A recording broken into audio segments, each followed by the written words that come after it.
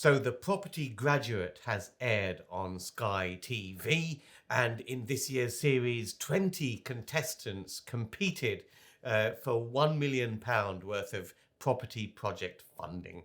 Those 20 contestants were whittled down to 3 finalists in the final episode. But all those 3 finalists share a hidden secret that underpins their success, and we're going to expose that in this video, so stay tuned.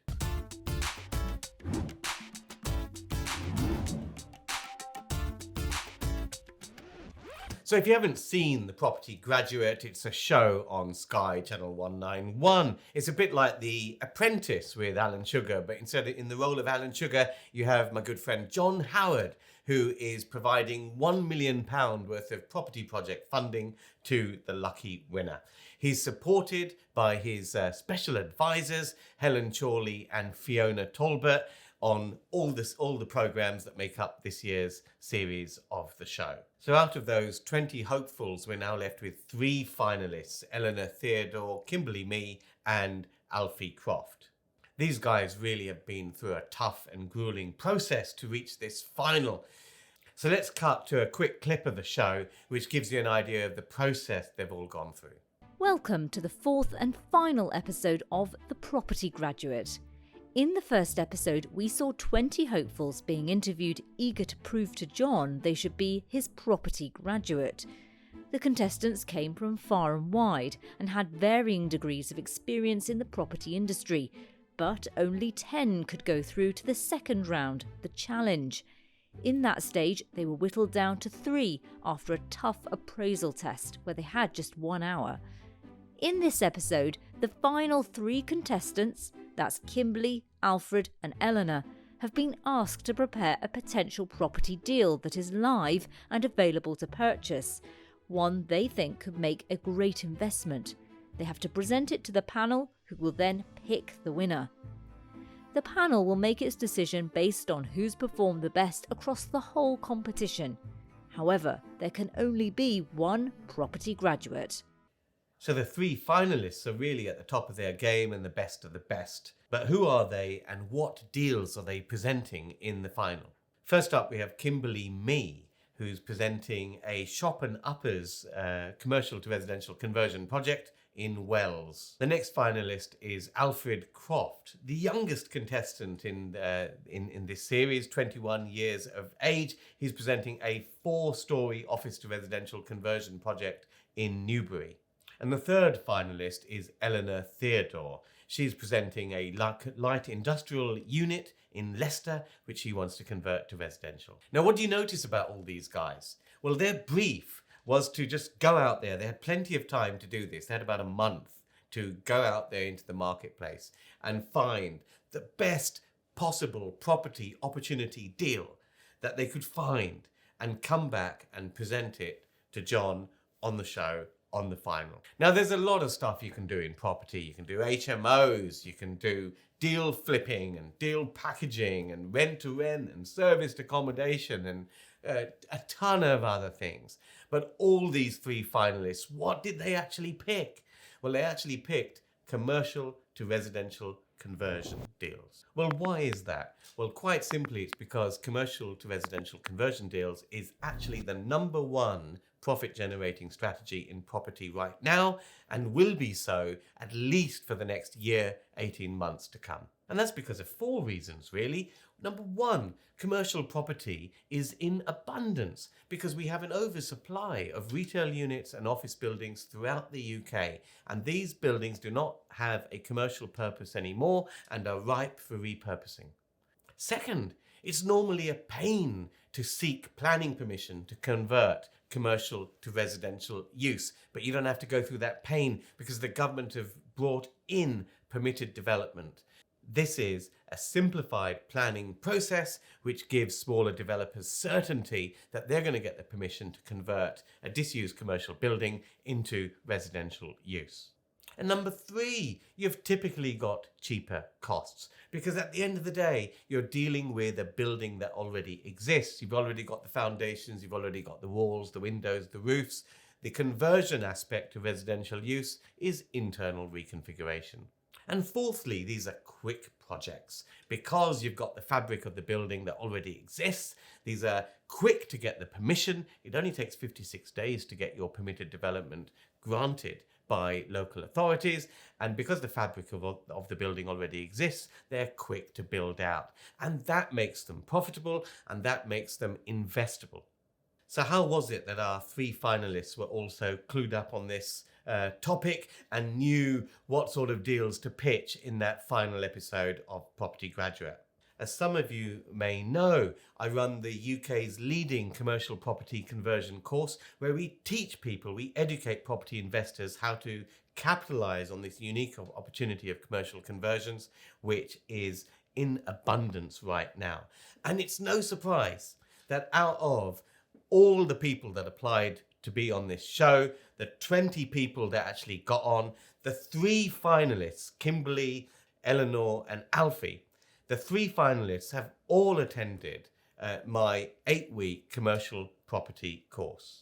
Eleanor attended in September 2020, Kimberly attended in January 2021, and Alfie in March 2021. So it's no surprise that Alfie, Kimberly, and Eleanor were on the inside track in knowing about this special opportunity, because they've been taught and educated as to what these permitted development rights are and what they allow you to do. How to actually find these opportunities from the multitude of commercial properties that are out there right now. How to actually fund these projects, structure the deal, and build out and execute these projects for maximum profit. So the eventual winner of the final was actually none other than Alfie Croft. Alfie's deal was a 4-storey office to residential conversion of a building in Newbury. Now, he attended my 8-week commercial property course back in March of 2021. So what we do on the course is we not only give you all the knowledge, but over 8 weeks, we help and guide you to implement it. So every Thursday evening, we have a group coaching call. And those group coaching calls are sometimes mentoring calls, but they are also deal analysis clinics. So on the 8-week commercial property course, we give you all the modules, we give you all the information, the resources that you need to succeed. So you have all that knowledge, but we also want you to actually implement it. That's why we structure it over 8 weeks. And each week we have a group coaching call, which offers you mentorship in actually getting the strategy implementation right, and it also gives you the opportunity to present deals that you find in what we call a deal analysis clinic. So over the 8 weeks of the course, we get you to go out and actually do it, put it into practice, go out and find deals. One of the deals that Alfie found was this Newbury office to residential conversion project, which he presented at one of our deal analysis clinics, because we equipped him with the knowledge to actually analyze the deal, find the opportunity first of all, spot the opportunity, because commercial property is all around the place, but not all of them are deals. You've got to know whether a deal is a deal when it's in front of you, if you like. And then you've got to quickly assess the likelihood of getting the outcome you want to get. So this deal was first presented at one of our deal analysis clinics on the 8-week course. Let's see his final pitch as it was shown on Sky 191 on the Property Graduate Show. Alfred, tell us about this deal. So what we've got here is it's a property in Newbury. It's called Winchcombe House. Yep. It's a 4-storey office building at the moment, currently tenanted by a music company. Yep. So what they do is on the ground floor, they've got a sort of a retail unit which they sell instruments by consultation and online. Then they've got 2 floors of sort of tuition rooms where they take students in, usually in the afternoons. And on the 4th floor, they've got a complete recording studio. So good soundproofing then. Yeah, really good. So there's also the EPC is C because there's so much insulation in the building and it's all double glazed. So yeah, I'll come on to that in a moment. So in terms of, there's two schemes on this. One is the development scheme, 7 flats, 1 beds, with a GDV of 1.295. And the purchase price will be 520,000, and the spend on that strategy is 450, of which 300 is build cost. The rest is finance and stamp duty and stuff. So Alfred, where did you find this? It's on market. It's been on market for 2 years. so it's through Estates Gazette. 2 years. Yeah. So the reason behind that is so it's a strange one because it doesn't appeal to the developer. So the minute you pick up the phone to the agent, he says there's no development potential, and the reason he says that is because there's no parking with the building, but it's just over the way from the train station and the bus station, and it's right in the centre of town. You'd love your agent to tell everyone that, wouldn't you? Yeah, exactly. I mean, they're the perfect agents to buy off, by the way. For obvious reasons. Carrie, sorry, Al. Even the receptionist, the minute you pick it up, she's like, "No, there's no development." I'm like, "Yeah, okay." Perhaps they want to buy it. In the old days, they'd be buying it themselves, but they're not allowed to these days, are they? No. And obviously, the other market's an investor market. It's got a tenant. Yeah. But the tenant's on a license. There's no security of tenure, so you can't get a mortgage on it. So you'd have to negotiate the lease prior to buying it.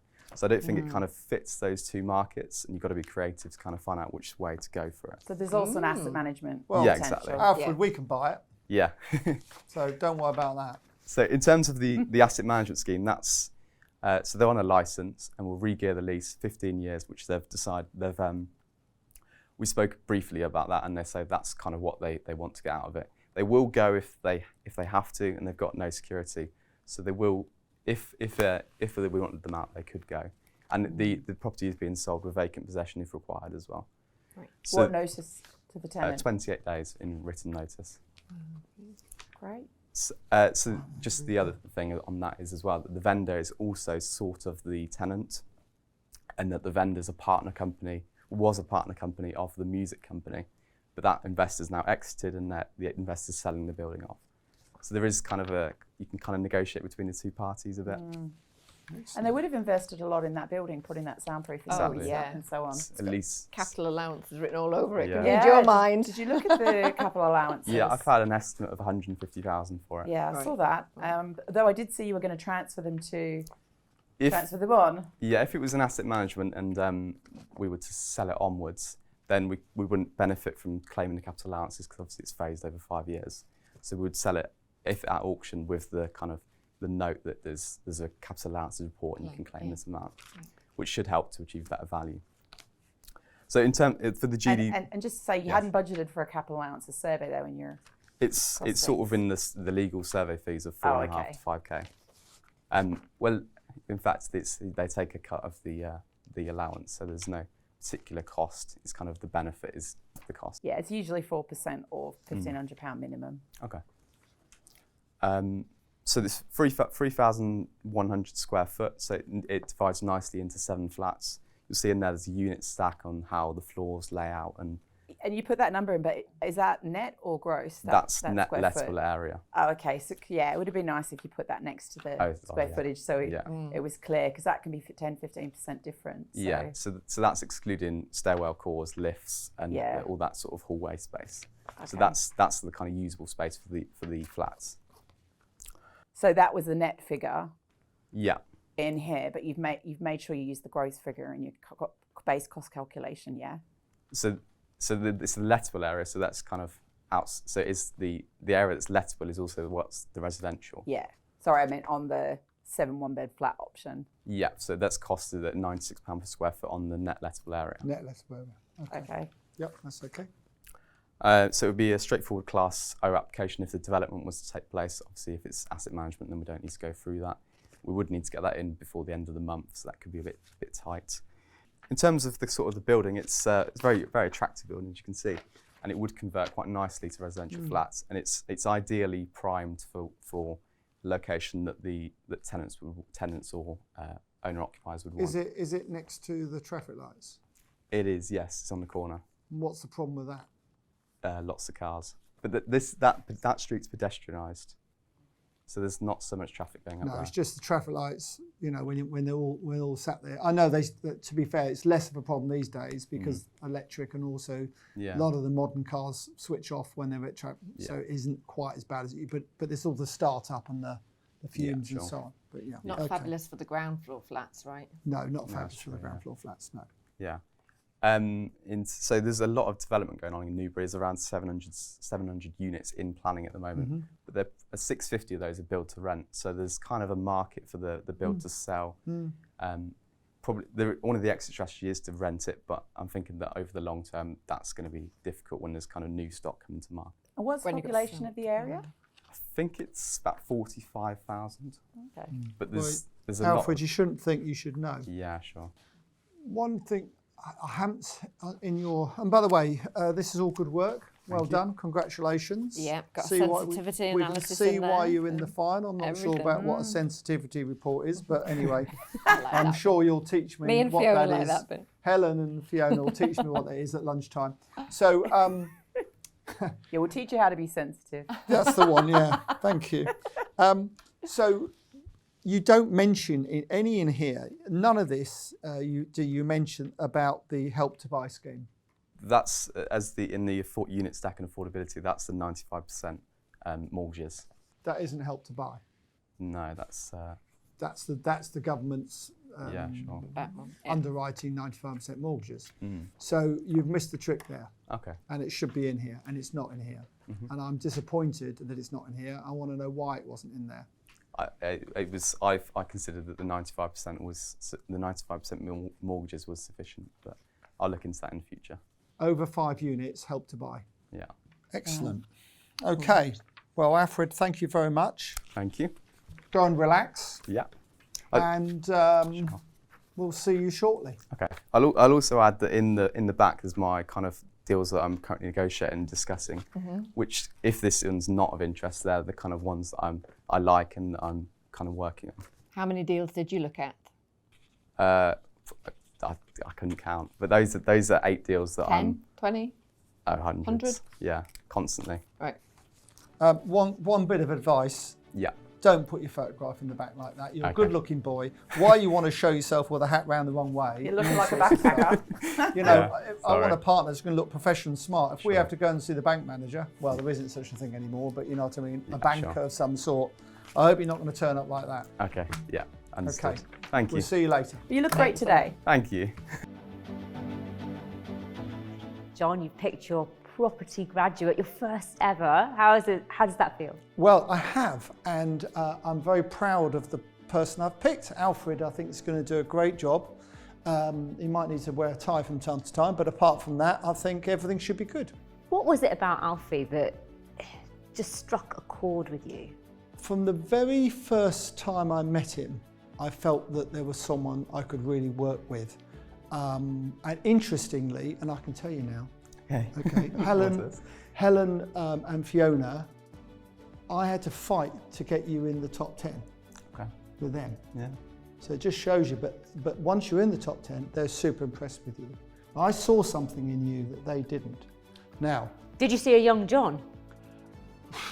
I saw a much brighter young John, maybe, yes. Yes, but you know, you've got so many more attributes than I had at your age. So the future is bright. Whether you know you find a deal in the next 12 months, we do or not, your future is bright. I'm confident that you will do, but your future is bright whatever you do. Thank you. So congratulations to all 3 finalists, Kimberly, Eleanor and Alfie. You're all going to do very well in property, especially as you're pursuing the #1 strategy that's going to reap you big rewards over the next few years. And of course, special congratulations to Alfie, who has won the prize, the Property Graduate of 2021, and benefits from £1 million worth of project funding from John Howard. So if you're thinking of competing to be on the Property Graduate 2022, or you just want to do commercial to conversion property deals yourself, you recognize this is the right strategy, but you don't know how to start, you don't know how to go about it, you don't know how to find these deals and put these deals together. Even if you have limited funds, you can still do this strategy. Even if you don't have any experience in property in general, you can start out in this strategy. And you can do so if you have the right knowledge. So I'll leave some links in the description below. You can find out all about our 8-week training course. And if you lay the right foundations with the knowledge that you invest in acquiring, you too can do cracking commercial to residential deals just like these Property Graduate finalists. That's it for this video. Make sure you like, comment and subscribe. See you guys soon.